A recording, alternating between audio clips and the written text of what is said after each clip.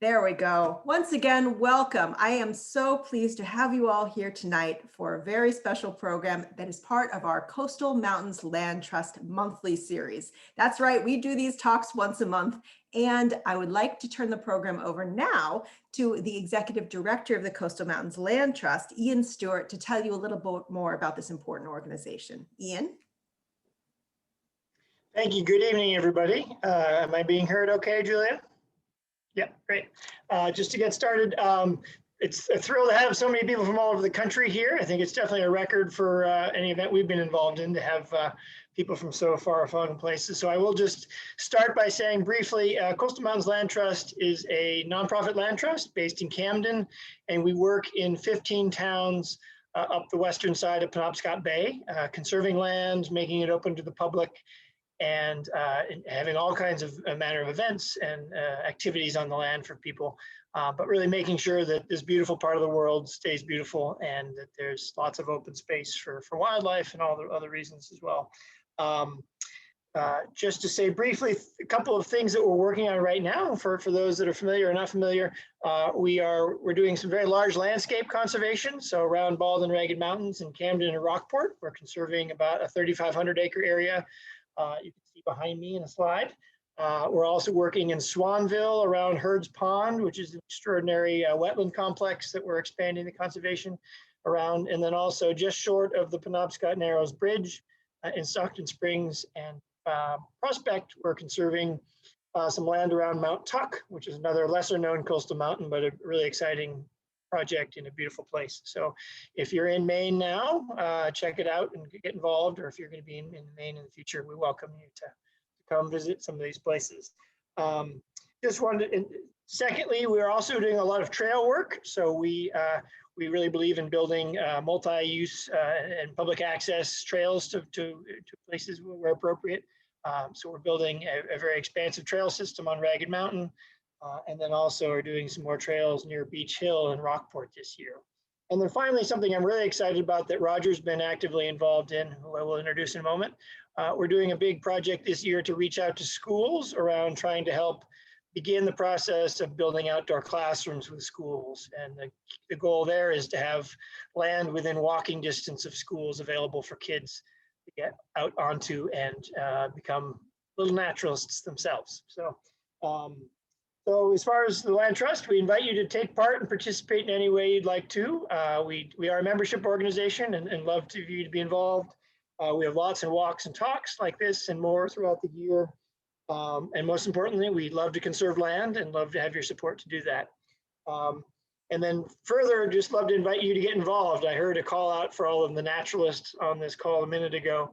And we would love to have naturalists get more and more involved in our work, helping to do inventories of our properties, to teach kids what that looks like and what the natural world is like. So lots of opportunities to get involved, which is a great segue for introducing Roger Rittmaster, who is on our board of directors, who's going to be doing the introductions for our speaker tonight.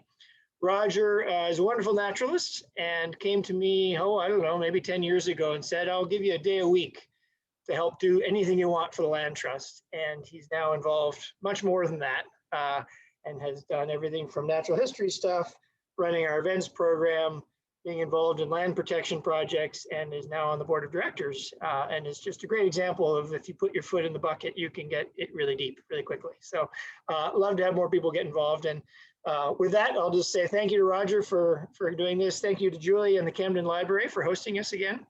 And I will turn it over to Roger Rittmaster to introduce our speaker. Thank you. Thank you, Ian. And I'm going to share my screen and hopefully this will work. All right, this is really exciting for me. Bryan is our rock star, but I know there's local people who don't know him. There must be people all over the United States now that know him. We just passed 200 participants in this meeting. So for those who don't know Bryan, he's an avid nature photographer, nature writer, nature philosopher, and just about everything else one would want in a naturalist. I first met Bryan 15 years ago in Kentucky at the annual meeting of the Dragonfly Societies of the Americas. It was there that he showed me what the true essence of a nature photographer was. And there's Bryan on the left. um, totally oblivious to the fact that I was taking this picture, I might add. And this is the object, a rusty snake tail.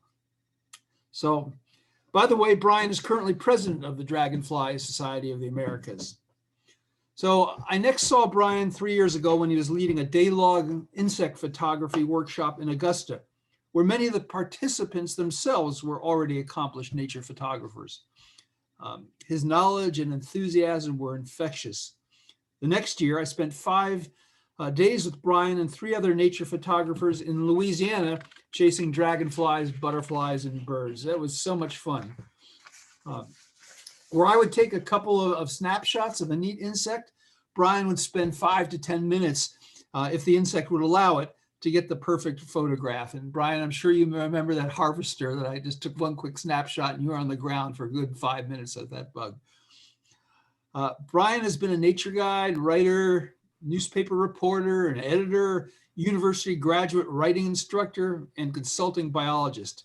His articles and essays have appeared in places such as Field and Stream, Northern Woodlands Magazine, and the venerable journal, the New York Times.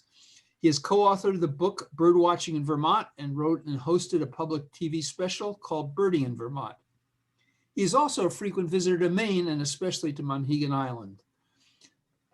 Bryan's love of nature is infectious, and I know you'll enjoy his talk tonight. I think I can characterize it as a philosopher's dive into the world of insects. Thank you, Bryan. Thank you, Roger. I will just share my screen now, and I will share my opening slide rather than my face if I can get this right. So give me a second to do this. But let's see here. Let's optimize that, share that, and start that. Is that working? Can we see that? Yes, it does. It looks good. Thank Okay. you. Roger, thank you. And thank you, Julia and Ian. I am so grateful to be here. And this collaboration of the library of Camden Public Library and Coastal Mountains Land Trust, it just occurred to me sitting here that, 2 of the most endangered things on the planet are nature and intelligence. And so what better collaboration to sort of combat that extinction threat than a library and a land trust?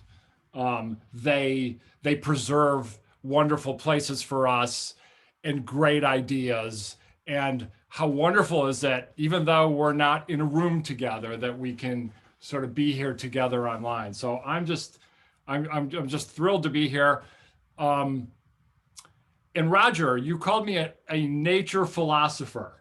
So that's a bit daunting. And, when I put this program together, it would have been easy for me to just show you a million pictures of insects. In fact, that's what we should do tonight. I could show you a million pictures of insects representing those million prayers. But instead, we're going to try this with 3 insects. And if I am a nature philosopher, I've got a lot of work cut out for me. But however, though, I think that it might be easy to be a nature philosopher when you're thinking about insects, because our big brains and bipedalism and our opposable thumbs and even our big insect nets and big camera lenses have nothing on 400 million years of evolution by means of natural selection. These insects have seen things. They've been here a long time, so much longer than we have. And I think in terms of philosophy, they will help put us in our place, And as far as, me, I'm just a guy with a butterfly net who has the privilege to run around Maine, mostly in bogs. And sending me there often is Philip de Maynadier, who works for the state of Maine and basically is another guy with a net who hangs out in bogs. And I have for the last 2 years had the good fortune to run around places like properties that the Land Trust appreciates and protects, photographing rare butterflies in Maine. And, you know, here are some of them. Okay, no, I've already lied to you that those are not Maine butterflies. Those are tropical butterflies. But, you know, I will say that tonight's program is about prosaic insects. It's not about flashy, dramatic insects. I'll show you a few, but I'm not going to show you pictures like these or these, although some of these butterflies do occur in Maine or and across the continent, and some of you may be able to recognize them. I realize we've got people from far away, so I'll try to broaden my scope here a little bit. But, you know, we have, no matter where we live, no matter where we are on the long green path, spectacular wildlife embodied in the lives of insects. And, you know, on the left is a dogbane beetle. Upper right there is a Columbia silk moth. That lower right is a six-spotted tiger beetle. And that thing in the middle on the snow is a fly. And it's a winter fly. It's a scorpion fly. And it doesn't have wings, notice. You can see its halteres, but it doesn't, the little nubbins of wings. But this fly is a wingless fly, and I photographed it crawling around on the snow last month. These are all insects that we will see in Maine, and you'll see, if not these, similar insects across the continent. These are more Maine insects. You know, that thing on the left is called a swift river cruiser. We've got the lower right is a firefly, actually. And that spider, I have no clue what genus that spider is, but again, I photographed that thing walking on the snow about a month ago. And this moth in the upper right-hand corner, this thing is, I think, one of the most spectacular moths I know. Its scientific name is Saracenia. I think its common name is like owl-eyed bird-dropping moth. We see this moth during the Lepidoptera seminar at the Eagle Hill Institute, down East Maine, in Steuben in Washington County, Maine. It's really rare and a prize wherever you see it. And for whatever reason, it shows up at Eagle Hill regularly. Owl-eyed bird-dropping moth.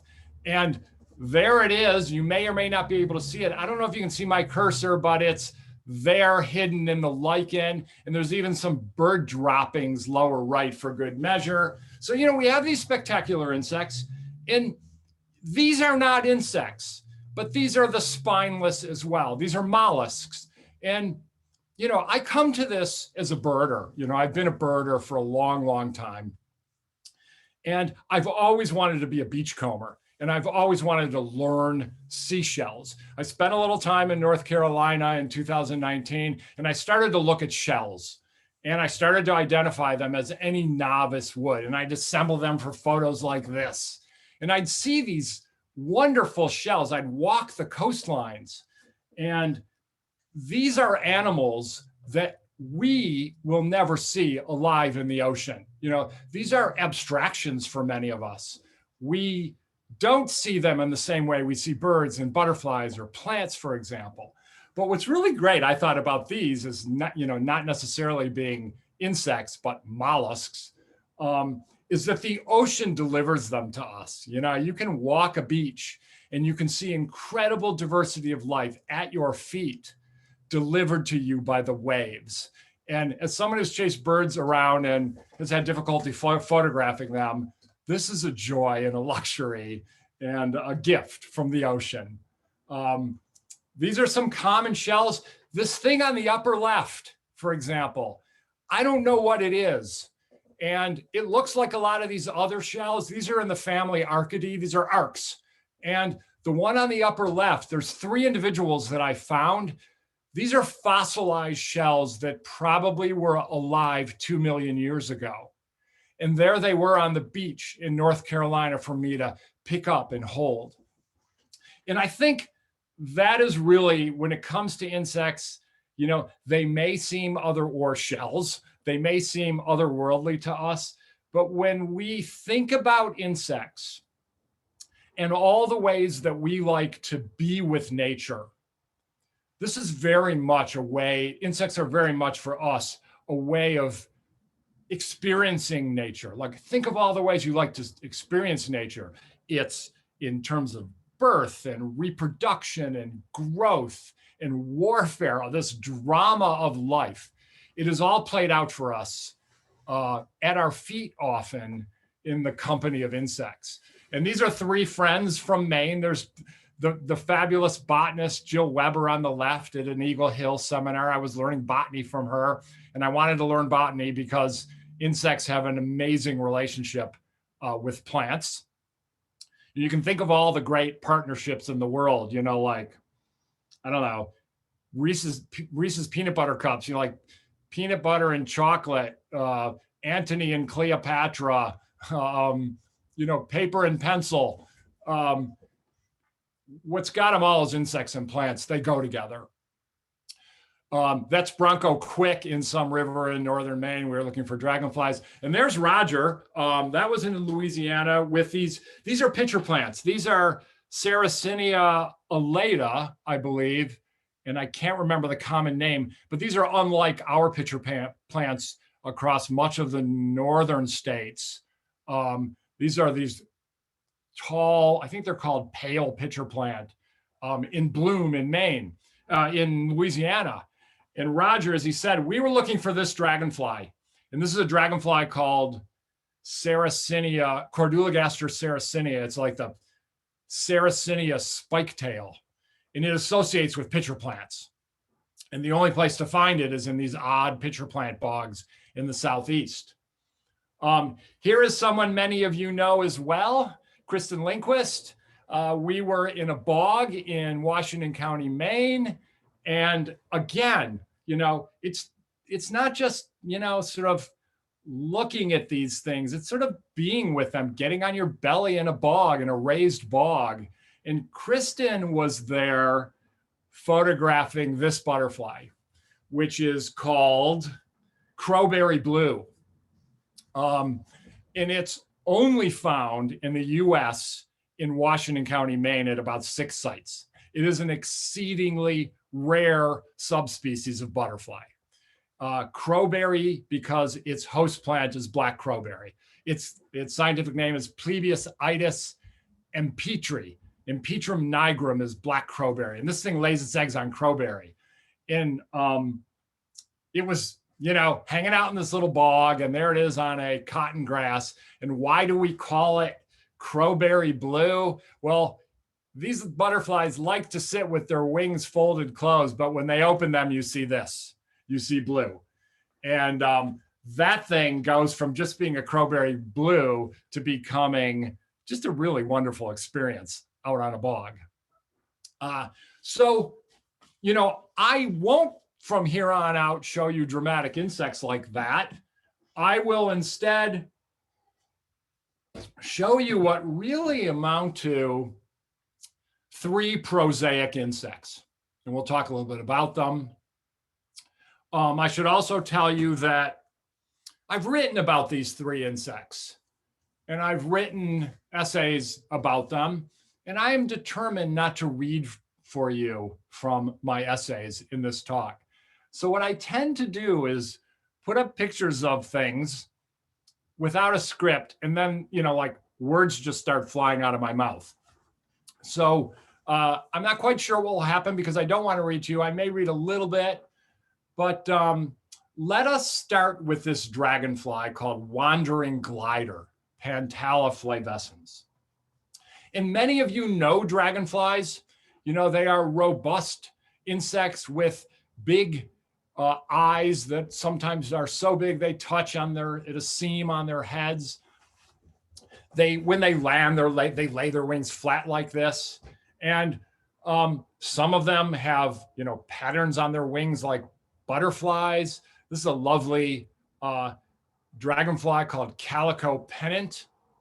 I don't know if you can see my cursor, but I love the little hearts. There are small hearts on its abdomen, red hearts. And Damselflies, as we know, are daintier, more slender. They, for the most part, land with their wings folded closed. And, you know, there is tremendous diversity in this group. And I think I once said, someone asked me, like, what's so special about dragonflies? And I said, well, for starters, like, name a color and you'll find it on the body of a dragonfly. And they said, really? And I said, well, I think so. So I hope to show you that now. I hope to, prove my admonition correct here. So here is our spectrum. And I think we will find most of the colors, not all of them, but plenty of them represented for you on this short series of dragonflies and damselflies. There. That one in the middle there, that's our bug, wandering glider. We'll get back to in a minute. So there you have it, a full spectrum on the bodies of these really audacious insects. And how audacious are they? Well, in the most basic sense, there are really only three things you need to know about dragonflies tonight. Number one, they fly around. 2, they kill things. And this is a dragonfly called splendid clubtail eating one of the basket tails, I think common basket tails. They kill things. They mostly eat smaller insects, like little flies, the kind of stuff that likes to bite us. But sometimes they kill other dragonflies, including dragonflies their own size. So they fly around, they kill things, and they have really crazy sex. We could spend the whole night talking about dragonfly sex. I don't know you well enough, and I'm following. Angus King was here a week ago, so I better keep it clean here. But in many ways, and by the way, this is a male. The red dragonfly is a male. He's grasping the female essentially by the scruff of her neck, and she is in a copulation posture with him, a posture that would, like, among insects, make the authors of the Kama Sutra blush. This is really unusual, but basically that's really, in some ways, we could even end it here, like that could be the end of our program. Like, these dragonflies, they fly around, they kill things, and they have sex. Like, you want drama, like, what else do you need? But we've got more to talk about. After all, we have to do some philosophizing, which could get me in trouble. So the other thing to know about them, this is a little damselfly called Sphagnum Sprite that I photographed at a bog in Maine. And how little? This thing is not much bigger than a party toothpick. And these things float like little pieces of thread in the bogs in Maine. And the thing to know about most dragonflies, like the vast majority of dragonflies, is that they are creatures of a place with water. And they spend their entire lives in their places. So dragonflies, you'll find them in rivers, wetlands, lakes, and that is where they live out their entire lives. They lay eggs there, they mature as larvae there, they transform into adults there, they fly around and mate there, they fly around and have sex there, they lay eggs, and then they die. And that is the life cycle of a dragonfly, and it is confined to the place. This is Thousand Acre Heath in Maine, and we were looking for rare dragonflies there. So, that's a really quick primer on dragonflies. What I want to do now is take you to a place that so many of us know and love, really one of the most dramatic and beautiful places on the planet. Certainly the East Coast.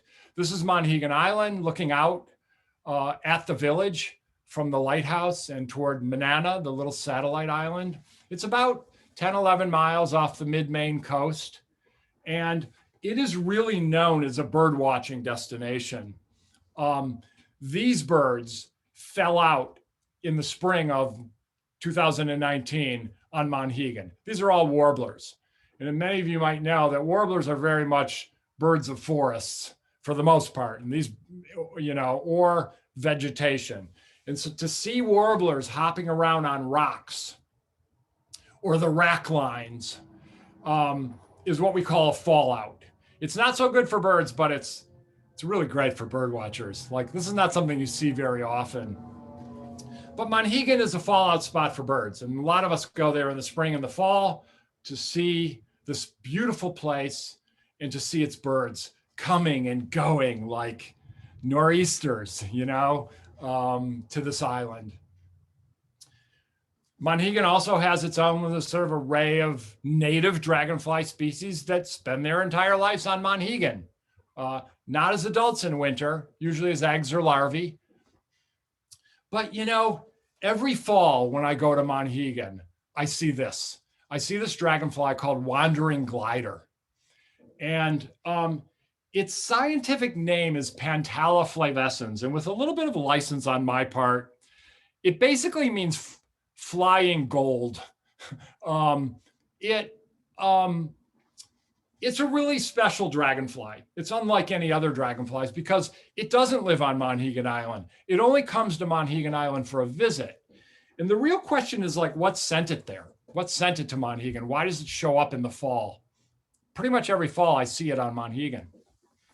Well, the CIA could have sent it there because the CIA back, I think it was the 70s, they developed this listening device, and they wanted a way to deliver the listening device, and they tried a bee and that didn't work, but they came up with this dragonfly, this little mini dragonfly drone, and they put this listening device on it and they tried flying it around. It never became, operational, as the CIA might put it.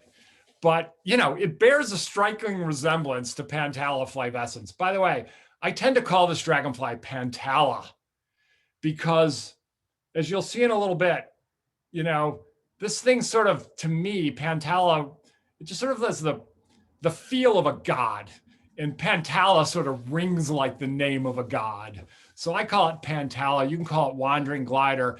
And its common name, wandering glider, is really because it wanders. It wanders around and it glides. So where does it wander? Well, we see it on Monhegan Island in the fall. But, when I'm seeing it in Monhegan Island in the fall, I will also be seeing it in my home, Montpelier, Vermont, usually in August. And at other times of the year, the thing might show up in Montevideo. It could be in Monrovia. It could show up in Melbourne. It might show up in Mumbai or even Matsuyama, Japan. So here is a dragonfly that shows up on continents all over the world. And it's been seen on every continent except Antarctica. Give it time. It might show up there. But it is a dragonfly of the world. And I like to think that when dragonflies rule the world, Pantala might rule all dragonflies. This is like a world citizen. And there are not many organisms that can make that claim. I've seen it on different continents. It's kind of like an old friend that you bump into. There are not many animals that get around the planet like Pantala, except us and some of the stuff that we drag along with us, like Norway rat or cockroaches. This dragonfly gets around this, spread around the world. And it's one species, and it's got a world distribution. And another place it shows up is the Maldives. The Maldives, well, they're nothing like Monhegan Island, for those of you who know Monhegan, they're these archipelago of atolls. Glamorous, beautiful. And every year in the fall, these dragonflies show up on the Maldives as well. So they're out at sea. And if you really take a closer look at this dragonfly, you have to wonder, well, wait a minute, if it's spread around the globe like this, does this thing have a distribution that's not just merely continental, but is this thing flying around the oceans? And what would be the evidence for that? The ocean is actually really, for gannets and shearwaters and gulls. It's not for an insect that weighs, less than a drop of seawater. So what is some of the evidence this thing might be out at sea? Well, that's our Pantala on the right. and that's a more common dragonfly on the left. It's hard to see, but that dragonfly on the left is called, it's Lobelios semifasciatus. It's spangled skimmer, I believe. And the dragonfly on the right is our guy, is Pantala flavescens. Look at the hind wings. They're really broad on this dragonfly. Very, very broad, much broader than the hind wings on the one, our spangled skimmer. Here is a relative of Pantala. This is its only close relative. There's only one other member of the genus Pantala, Pantala hymenea. It's called spot wing glider, and you can see that broad wing better in this picture. So it's got really broad wings, and as it turns out, if you're going to be cruising the oceans, it really helps to have broad wings. They can glide like albatrosses. And as it turns out, we've got some pretty good evidence to suggest these things are in fact flying around oceans. And remember, dragonflies lay their eggs in fresh water. Like, an ocean is no place for a dragonfly. There's no place to lay your eggs. There is, in the event of a water landing on the ocean, well, there is no water landing on the ocean for a dragonfly. So how do we know these dragonflies might be flying, and what are they doing in the Maldives of all places, like in the middle of the Indian Ocean? Okay, I told you that we have a sort of a meeting of nature and knowledge tonight. So I'm going to give you a 2-minute physics lesson. We all know hydrogen, right? 1 proton, 1 electron. Think back. The vast majority of hydrogen in the world is set up this way. 1 proton, 1 electron. A very tiny percentage of hydrogen in the world actually has a neutron. And it's sometimes called heavy hydrogen or deuterium. And it is just minuscule in the world, but it's out there. And even lesser amounts of it have 2 neutrons along with their proton in the nucleus. And it's called tritium. It's radioactive. It's unstable. But the cool thing about deuterium is that it's stable. It lasts in the environment. So there's deuterium out there, and it's just sitting out there being deuterium, along with the vast majority of the hydrogen out there. And it's sort of commingling with the hydrogen out there. And we call this a stable isotope. And if you ever want to know about really cool wildlife science, this might be all you really need to know. Know what a stable isotope is, because stable isotopes, this ratio of deuterium to hydrogen, like how much deuterium is out there in the water in the world compared to the good old regular old-fashioned hydrogen, well, you can map it. It follows kind of like a concentration gradient. It's not perfect, and it's not as clean as this gradient might look, but the relative ratio of deuterium to hydrogen in water is somewhat predictable and measurable, mostly by latitude. And that's a really important thing to know, because remember, the thing to know about dragonflies is that they lay their eggs in water, and they mature from eggs into these nymph stages, and from those nymphs emerges a dragonfly. And most dragonflies, this growth from egg to different nymph stages or instars usually takes a year or 2. But in our dragonfly, in Pantala, it takes like 40 to 65 days. These things grow really fast in water. And sometimes people call them rain pool gliders because they can fly around the world and actually lay their eggs in really little ephemeral pools of water, like roadside ditches. And from an egg in a roadside ditch, you can get a dragonfly in no short order. But the key thing to know is that when a dragonfly grows, it incorporates water into its tissue. And in that water is hydrogen. dragonflies, once they're out flying around, most insects, once they're out flying around, they don't grow, they don't accumulate tissue. The growth phase of this insect is as it's growing from an egg to a nymph to an adult. And that transformation from that final instar nymph to an adult is pretty dramatic and not something I'll show you. But the key thing to know is that when it grows, it incorporates water into its tissue, and it also incorporates a relative ratio of deuterium to hydrogen in the water. And that ratio, that deuterium to hydrogen ratio that stays with the insect is kind of like its origin story. It is like its signature. It's like its dialect. It tells us where this animal grew up.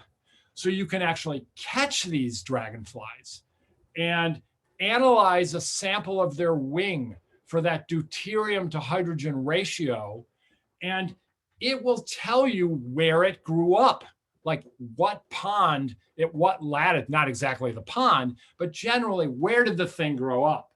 So like out on the Maldives, you can catch these dragonflies, these pantalas that are flying by, and analyze their wings and say, like, where did you come from? Like, I know you flew here, but like, where in the world did you come from? And sure enough, you do the research, and the paper basically shows that these dragonflies that are showing up in the Maldives in the fall are actually making a trans-oceanic migration. And they're starting in northern India.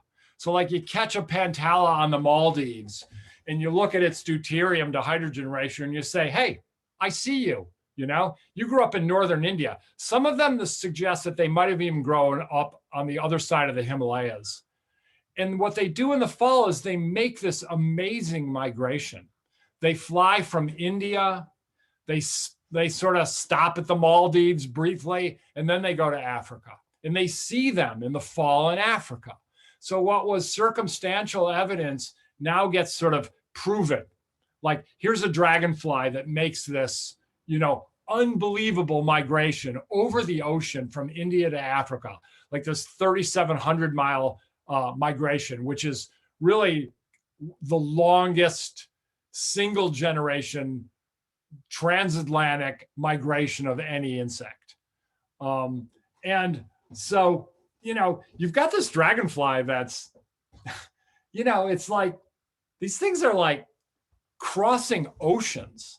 They're showing up and they're, flying around and killing things and having sex in our backyards, but they're also like global citizens. They're like, I don't know, they're like the Dalai Lama, they're like all over the planet.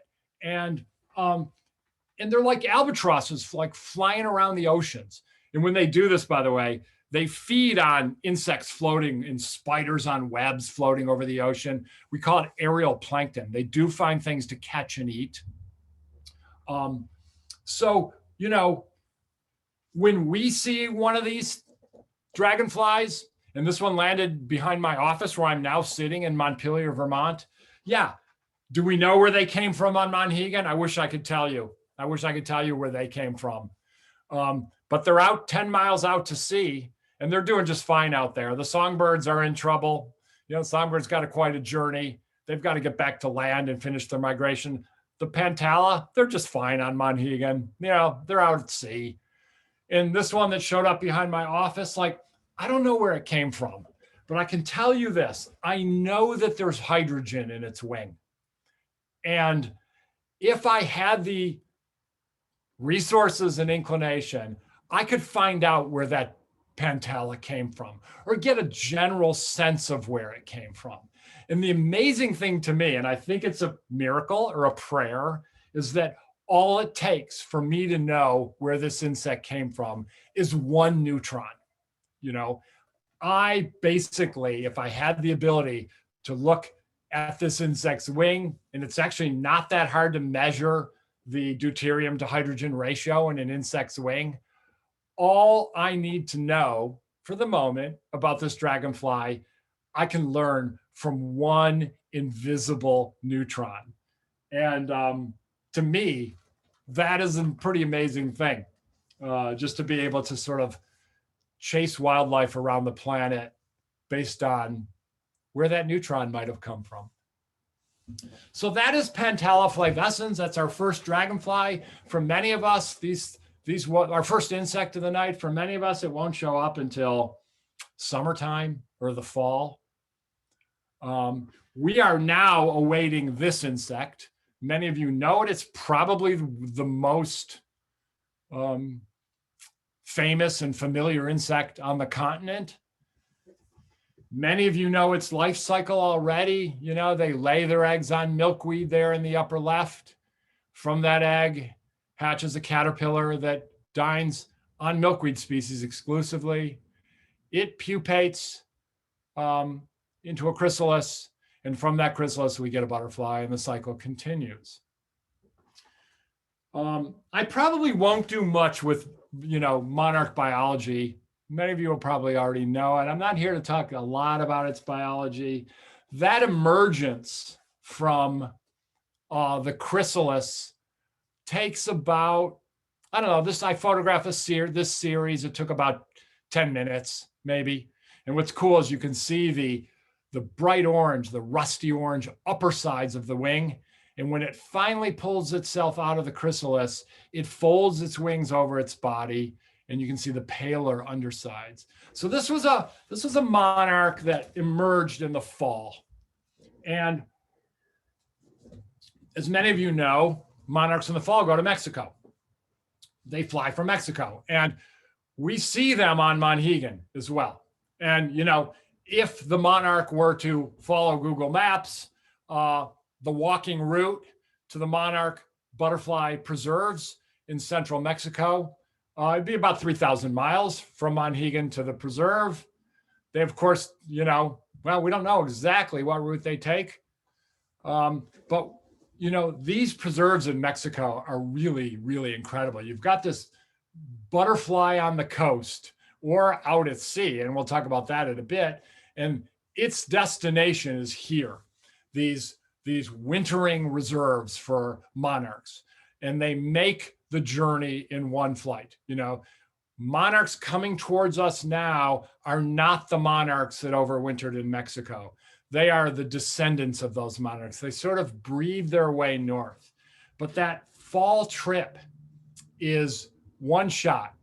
It goes from Monhegan Island, Maine, for example, to the Monarch Butterfly Reserve. And remember, we're talking about an island, and I'm back at Monhegan for you. I'm still at Monhegan for you. We're talking about an island off the Maine coast. We've got a butterfly out to sea. Pantala may do fine at the sea. Monarchs have no business at sea.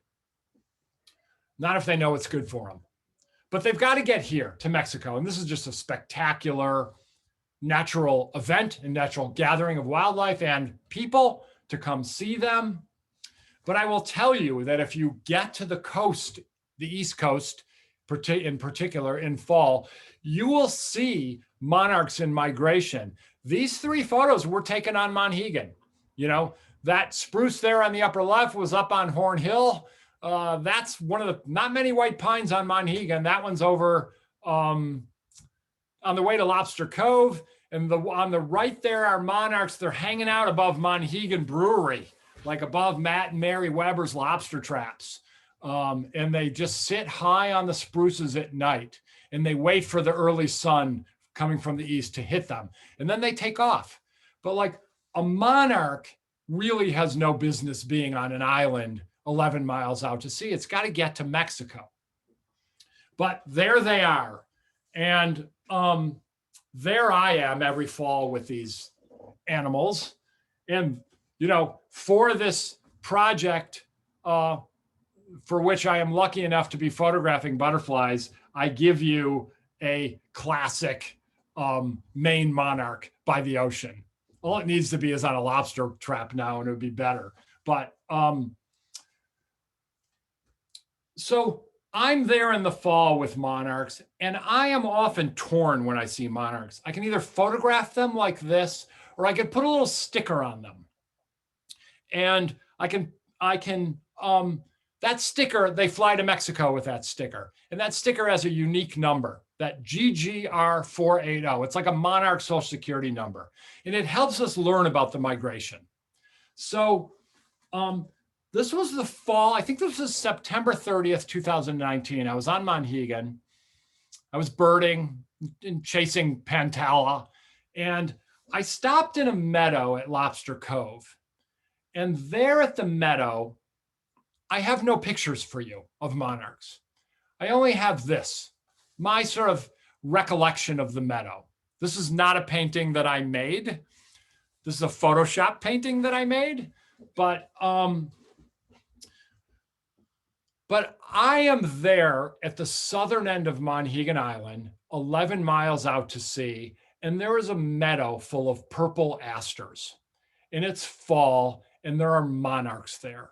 And I don't know about you, and if this isn't necessarily like a major turn on for you, like I will give you an opportunity now to think of something that you love, something that you really love. And it can be anything. It can be like the Bach cello, suites, like all of them. Or it could be those, those little like marzipan candies covered in chocolate. Like you might really love those, or you might just like the Red Sox at Fenway. I don't care. Think about something that you really, really love, and then think about enjoying it as long as you wanted and in multitudes. And that was my situation at Lobster Cove on Monhegan Island. I was there at this meadow, and there were 200 orange butterflies in a meadow full of purple asters, probably New England asters, with their purple ray flowers and their yellow disc flowers. And there were monarchs floating around. And so I'm there, I've got my camera, I've got my net, and I've got a dilemma. Like I've got a decision to make. There are two things I could do at this moment. I could try to photograph them for Philip, for the Maine Butterfly Project, or I could try to catch them and put a sticker on them. So that's my dilemma. I'm like standing there with this meadow, just teeming with these monarchs. So like, what did I do? I had a choice then. What did I do? Well, I stopped. I put my net and my camera down, and I did neither of them. Instead, what I did was ever so gradually and slowly, and I waded inch by inch into this meadow of monarchs. And once I got inside them, and that is why I have no picture for you. Once I got inside them, I just dropped to my knees and I was with them. I just didn't need to photograph them. I didn't need to catch them. I just wanted to be with them. And they, at that point, these monarchs went from being data or something to acquire in a photograph to just being monarchs on a beautiful day in a meadow full of wildflowers. And that to me was joy. It's fall. These monarchs are kind of bottled up on Monhegan Island. They've got to go to Mexico. And I just became the migration. I could just be with these butterflies. And what it brought to mind for me, and I'll read this to you, was this wonderful quote that many naturalists use. I think it shows up at the bottom of a lot of email signatures. And it's a quote from E.B. White. And the quote has been sort of tinkered with over the years. And I'm not sure I have it exactly right, but it's right enough. And I'm reading it from the Times. And he told the New York Times, and here's his quote. If the world were, oh, by the way, and I'm not going to show you the quote. I just want you to sort of close your eyes maybe, or just stare at the monarchs and think about E.B. White's words here. And what he said was, if the world were merely seductive, that would be easy. If it were merely challenging, that would be no problem. But I arise in the morning torn between a desire to save the world and a desire to savor the world. This makes it hard to plan the day. I had already planned my day. My day was to take pictures or to catch monarchs. But the minute that I dropped those plans and I just was able to be with the Monarchs, I experienced joy, really, you know, and I don't like this. I don't like to go with the cliches of transcendence with nature, you know, but it really was the case. And I think a few folks, I think Sue and Toby are here. I think they saw me after this encounter. I mentioned it to them. There was a gannet involved as well. And it was really wonderful. And I was thinking about this E.B. White quote, and I think, you know, save the world or savor the world. Like, I'm going to go with both. I'm not torn. I'm going to do both. And at that moment, I just thought about, like, maybe one monarch, like, getting ready to make the crossing toward Massachusetts. It's going to cross the Gulf of Maine, heading out on its way toward Mexico. And suddenly that world to save and savor got a little bit smaller for me and a little bit more wonderful. All of that from a familiar butterfly in a really spectacular place. And I have to say, I loved it like, like I love Fenway or those marzipan chocolates, or I loved like Orpheus and Eurydice, you know, it was wonderful. And it's something that many of us can experience. So there's Monarchs, which brings us to our last insect, this thing called a caddisfly. And caddisflies are odd insects. We are no longer on Monhegan Island. We are in Maine, or we're in pretty much any place in the world. They are these little wiry things. They're these little moth-like insects with these wiry antennae. They can be plain like that one up top. These are not my photos. I don't photograph caddisflies much. But the thing to know about caddisflies is that in their larval stages, before they grow up to have wings, in their larval stages, what they do is they build these protective cases. When they are crawling around in water, what they do is they assemble like twigs or they assemble little bits of stone. Caddisflies in their larval stage, when they're growing up, are like these, you know, like little log cabin builders or stonemasons assembling these, you know, shelters that they drag around in the water, like, you know, like stonemasons or, you know, like a stone sleeping bag or a log cabin sleeping bag. And I think what I'll tell you about now is about a caddisfly that I encountered in the Grand Canyon. And that is the Grand Canyon, but that's the canyon how most people don't see it. That's below the rim, looking up toward the south rim of the Grand Canyon. Most people see the Grand Canyon like this. And I was on a hike below the south rim. I was by myself, I think, on that particular hike. And I bumped in Grapevine Creek. I bumped into a bunch of these little caddisfly stone sleeping bags in Grapevine Creek. And you can see them there with stone and their little assemblages. And what they do is they really do crawl around. And, you know, I realize I'm going to show you one crawling around. And brace yourselves for this.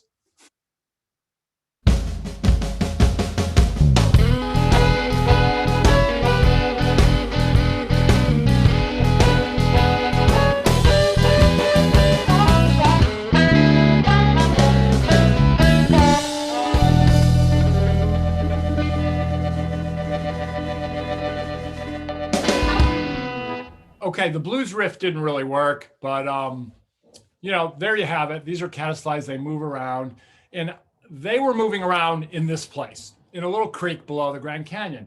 And as some of you may know, the Grand Canyon is really a monument to the history of the geological history of life on Earth. There are 36 layers. I've only showed you a few of them here. But the thing to look at on the right there, that bottom, that basement rock, that Vishnu schist and Zoroaster granite, I think that is the oldest rock in the canyon. It's at the bottom. And it's almost 2 billion years old, that rock. And each one of these layers represents some really amazing event in Earth's history. And it's all there stacked up for us to see. And like that Tapete sandstone on the right above our basement rock, that was an ocean shoreline. That sand was deposited in an ocean shoreline. The red wall limestone, you can see it there on the right, and you can see it in the foreground, lower right. It's the same formation. Those are dead ocean critters. Like there was an ocean that accounts for that deposit of that limestone. Most limestone, is pale whitish, but that is stained red from the iron compounds in the group above, the Supai group. And you can just work your way up step by step through these layers, like Coconino sandstone below the Kaibab Plateau there. The second layer I've got listed on the right. That was a desert. So you have to envision the Earth when all this rock is getting laid down. Envision the Earth, the Grand Canyon is not there, but layers of stone from monumental events in the Earth's history. The rise and fall of oceans, the advance and retreats of deserts, volcanoes, all account for these layers of rock in the Grand Canyon. There is no Grand Canyon when all this rock is getting deposited. It's just getting deposited, like you would throw a bunch of sand in a jar and there it is. That upper layer is 250 million years old, Kaibab limestone. They call that plateau, the Kaibab Plateau. So you've got the Earth's history revealed to us here. And that history, I've got my partner Ruth on one of our hikes. If we were to measure it by the breadth of her reach, the Earth began about 4.5 billion years ago. I think some of the first unicellular organisms, life showed up 3.8 billion. That first Grand Canyon rock, 1.8 billion. And then things really started to happen. Let's say 250 million at Ruth's knuckles are that upper layer, the Kaibab limestone. And then 80 million years ago, all of that rock got lifted, like in the same mountain building event that raised the Rocky Mountains. It raised the Colorado Plateau. It raised these 36 or so layers of rock. It elevated them. And then 200,000 years ago, like human beings show up on the planet at Ruth's fingernail. So as you can see, we have been here but a fraction of this time. And actually, about 6 million years ago, long before we got here, when we were mere we were like Australopithecines. We began walking upright then. 6 million years ago is something significant happened. And what happened 6 million years ago is the Colorado River began to cut its way through these layers.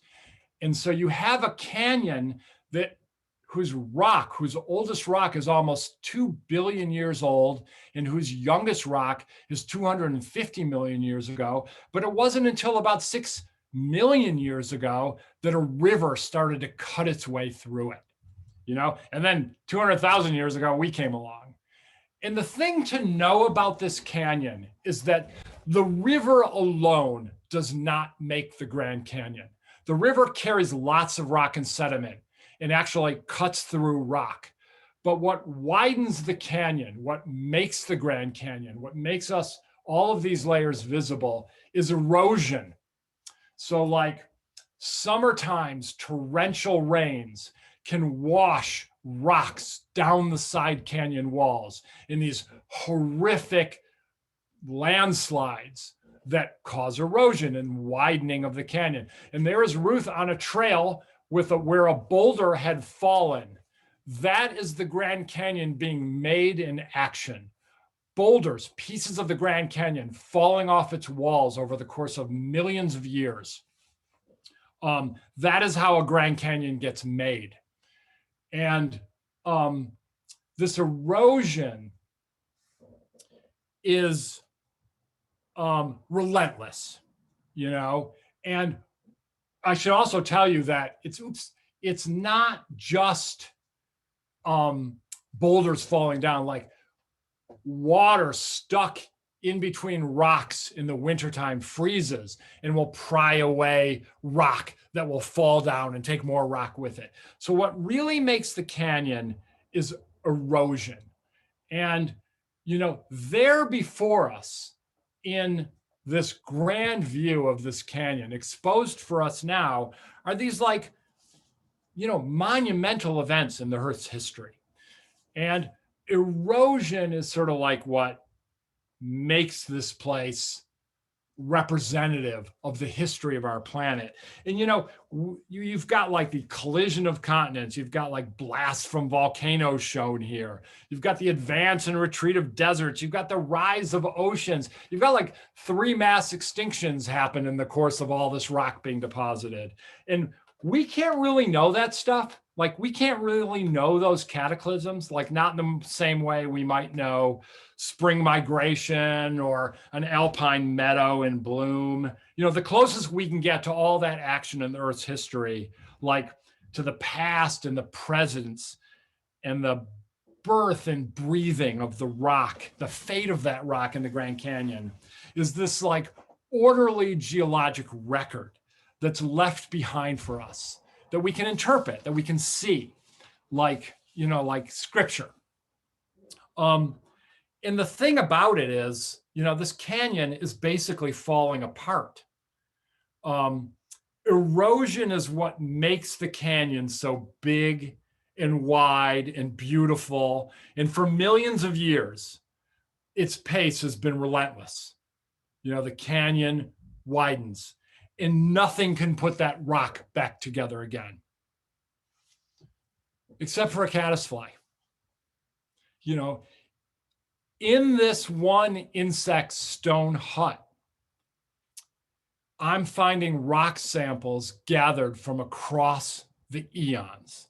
In there is a speck of Zoroaster granite, 1.8 billion years old. A grain of Tapete sandstone, 545 million years old. A slice of Coconino sandstone, 275 million years old. So like the temporary quarters of this lone caddisfly, which really will only live to fly as an adult for like a week or so, is made from bits of rock marking these monumental events in the Earth's history, like spanning, more than 1 billion years of the Earth's history. And, contrary to the entropy of the canyon, like the caddisfly in its lonely deed making this shelter, unwittingly and haphazardly puts a small portion of the canyon back together again. And, in this deed, this like lonely deed, this prosaic insect is building a monument to the Grand Canyon, made of the Grand Canyon. And in the palm of my hand, I can hold that monument. Erosion is what makes a canyon. It makes it wide and beautiful. One of the most beautiful places on Earth.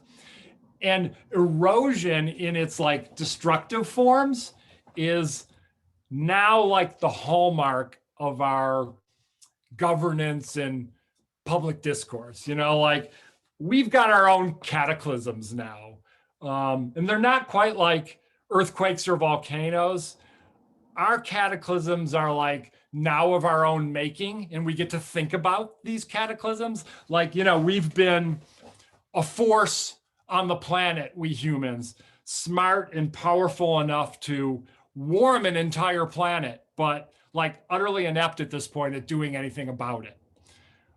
We've got social media, the tsunami of social media, exploiting our cravings and our weaknesses, our vulnerabilities, and our, it's sort of exploiting us to propaganda and lies and destructive ideas, even before we've had a chance to understand all of its ramifications. Like, you can take your pick of some of these cataclysms.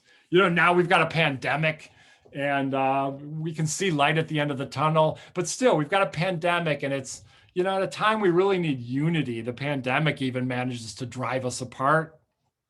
And, as a nature writer, I've written about this a little bit before, and I could deliver to you one of those classic nature writing cliches that, okay, yeah, but we've got all these cataclysms, but we have this little we have this little insect that's trying to put the world back together again for us. And I suppose that's kind of a nice notion. And I think it is. I think it's like, I get inspiration from that. I get inspiration from a little insect putting the Grand Canyon back together again. And insects have been at this game of survival for like 400 million years. You know, they've like outlasted dinosaurs and some of the worst this planet has dished out, including, you know, our own assault on global biodiversity. And I suppose that every living human being on the planet, every living thing on the planet has its temporal range, you know, its romp on Earth as a species. Ours will end. Our time on Earth will end as well. And the only question, I guess, is like how we get there. Like, we can make our own run with good ideas, respectful disagreement, rising prosperity and justice, and really kind of love for ourselves and love for our planet, you know, or we can make our way with, you know, war, greed, neglect, our various forms of tribalism. We don't know what's going to happen. And I certainly don't know what's going to happen. And Roger, here I am trying to be the philosopher for you. But I do know this. I know that whichever the case, like when we're gone for good, like caddisflies are still going to be here, you know, and they're going to be here picking up the pieces. So 4 wings and a million prayers. There are millions of stories like this when it comes to insects.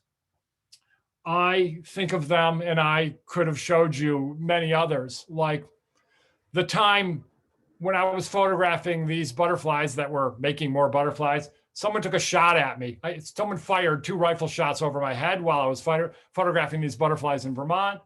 So insects can evoke things for me, memories, good and bad. These insects make me happy. These are some of the most festive insects I know. That caterpillar on the upper right is called, Euclea delphinii. I think it's spiny oak slug moth or something. And that caterpillar is not much bigger than a dime. But in it, I see festivities and happiness. That pair of butterflies I photographed with my friend Greg Lasley, who died a few months ago. We lost Greg. He was a tremendous nature photographer and a wonderful human being, and a great loss to the planet of a conservationist and a benevolent soul. But I will remember him when I see these dragonflies every time. And then I'll end for you with just an array of butterflies, all of which occur in Maine. Well, not all of them actually occur in Maine. Actually, 8 of these butterflies occur in Maine, but these are butterflies called elfins, the genus Calophrus. And I've photographed them all over the continent, really. They are cooperative butterflies because they sit for you with their wings folded and give you these lovely profiles. And in this, I see diversity, okay? And we're not going to lose sight of that here in this talk. Yes, we're talking a little bit about philosophy, but in insects, they are nothing if not diverse. And I ask you to consider this butterfly in the upper left that Philip sent me to go photograph in Maine. It's exceedingly rare. It's called a bog elephant. And they like bogs, you know, they like spruce bogs at northern latitudes. Really a prized butterfly. You know, it looks a lot like the other elephants, I'll grant you that. But this bog elephant is the embodiment of a bog, no different than a black spruce is the embodiment of bog, or sphagnum, or leatherleaf is, or pitcher plants. And I was sent to photograph this butterfly. I got my picture. And when I spent time with it, it again became not data, not something to photograph, but it went from becoming a butterfly that lives in a bog. It happened to land on a road near a bog, but it became experience for me. It became an event. It became my place in the world with something whose place in the world is a bog.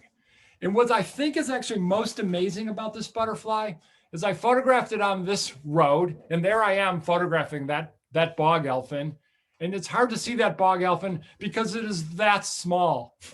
And I was transformed by that little thing in the same way I was transformed by those showy monarchs in that wildflower meadow. So they don't have to be big and charismatic, and they don't have to be as rare as a bog elephant.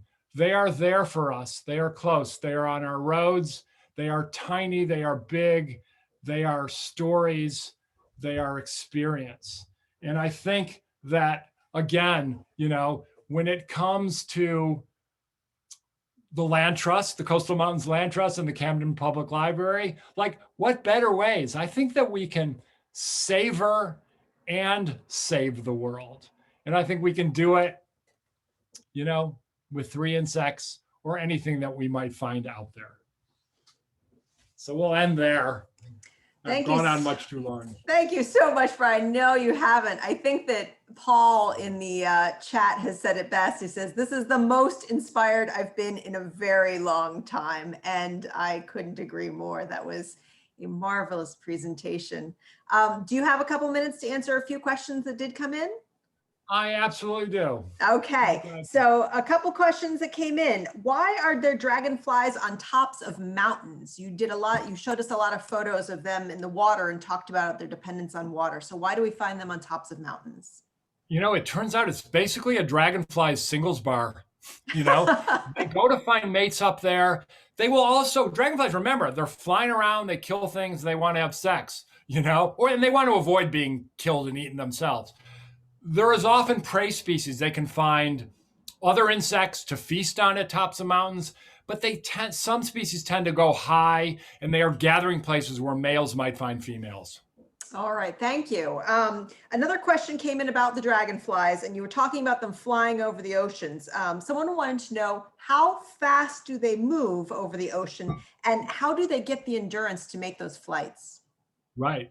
I can't tell you how fast they fly. They fly with the agility of no other insects. The defense contractors are looking at dragonflies to look at how to intercept missiles, for missile defense technology. They fly on their own reserves. Remember, yes, they consume other insects and get energy to fly, but most of them, like birds in migration, are flying on the reserves that they build up when they're growing up in those ponds. As they grow as larvae, most insects put on the mass and put on the resources that they need to make those flights. The other thing is, they're like broadwing hawks flying south in the fall. They're gliding a lot on ocean currents, and they can, and they are following weather patterns.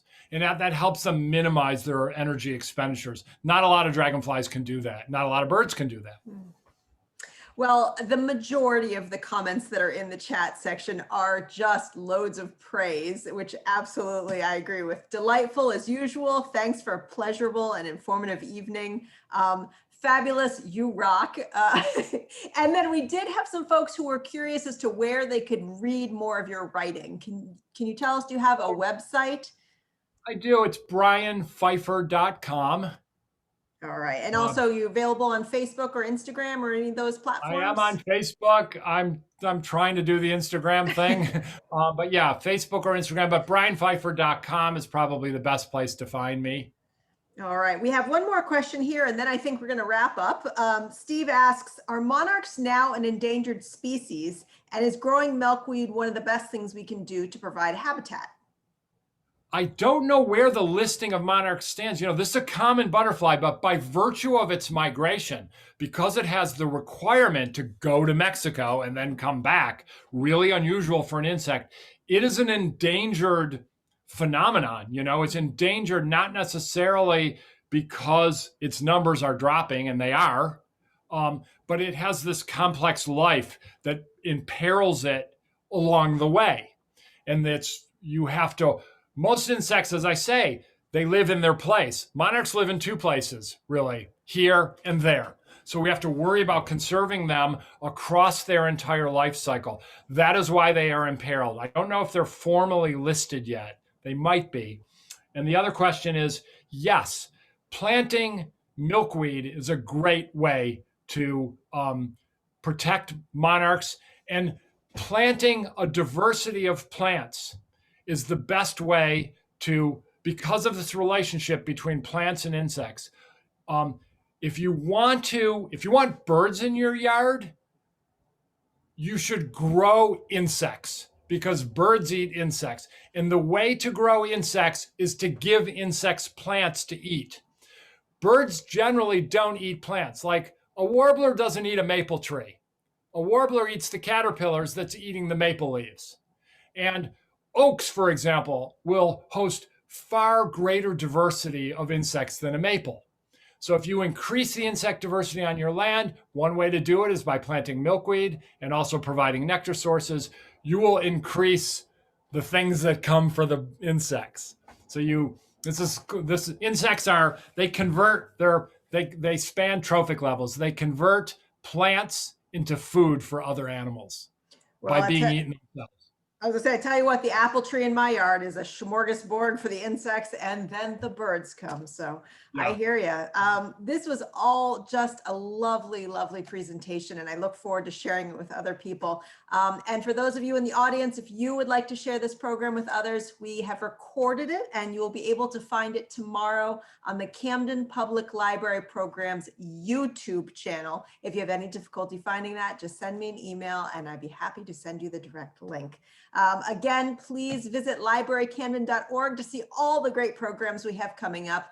Thank you so much to the Coastal Mountains Land Trust for providing us with yet another awesome presenter. We hope you'll join us for future talks in the Coastal Mountains Land Trust series. And Bryan, this was so much fun. Thank you so much. Thanks, everyone. Thank you, Julie. I really feel grateful to have done this.